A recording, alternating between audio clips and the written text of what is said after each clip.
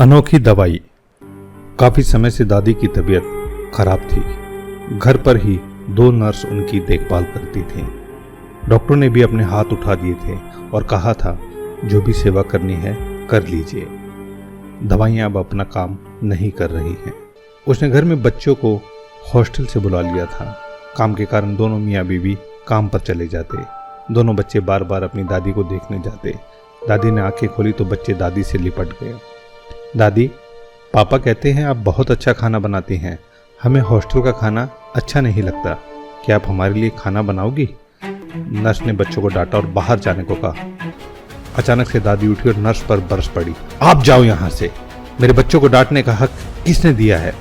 खबरदार अगर बच्चों को डांटने की कोशिश की।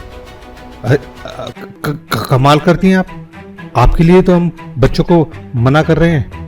बार बार आते हैं आपको देखने और डिस्टर्ब करते हैं। आपको आराम भी नहीं करने देते। अरे इनको देखकर मेरी आंखों को और दिल को कितना आराम मिलता है तू क्या जाने। ऐसा करो, मुझे नहाना है, मुझे बाथरूम तक ले चलो। नर्स हैरान और अवाक थी।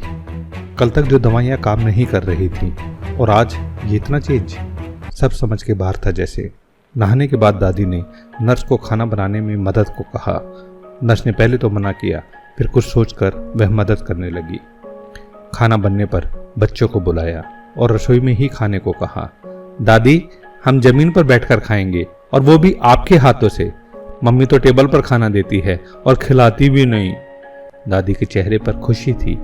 वह बच्चों के साथ बैठकर उन्हें खिलाने लगी। बच्चों ने दादी के मुंह से निवाले लिए। दादी की आंखों में आंसू बहने लगे। दादी, आप रो क्यों रही हैं? दर्द हो रहा है क्या? मैं आपके पैर दबा दूं? अरे नहीं, ये तो बस तेरे बाप को याद करके आ गए थे आंसू। वो भी ऐसे ही खाता था मेरे हाथों से। पर अब कामयाबी का ऐसा भूत चढ़ा कि खाना खाने का वक्त भी नहीं है उसके पास और ना ही माँ से मिलने का समय।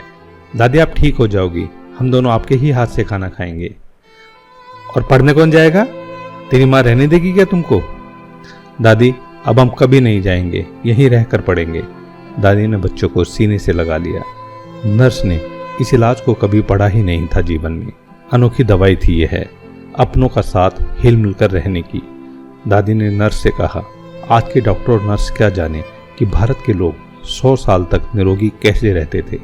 छोटा सा गांव, सुविधा कोई नहीं, हर घर में गाय, खेत के काम, कुएं से पानी लाना, मसाले कूटना, अनाज दलना, दही बनोना, मक्खन निकालना, एक घर में कम से कम 20 से 25 लोगों का खाना बनाना, कपड़े धोना, कोई मिक्सी नहीं, ना ही वॉशिंग मशीन या कुकर।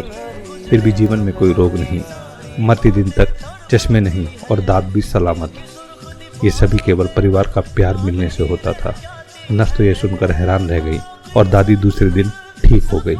आइए बने हम भी ऐसी दवा अपनों की। अपने तो अपने होते हैं।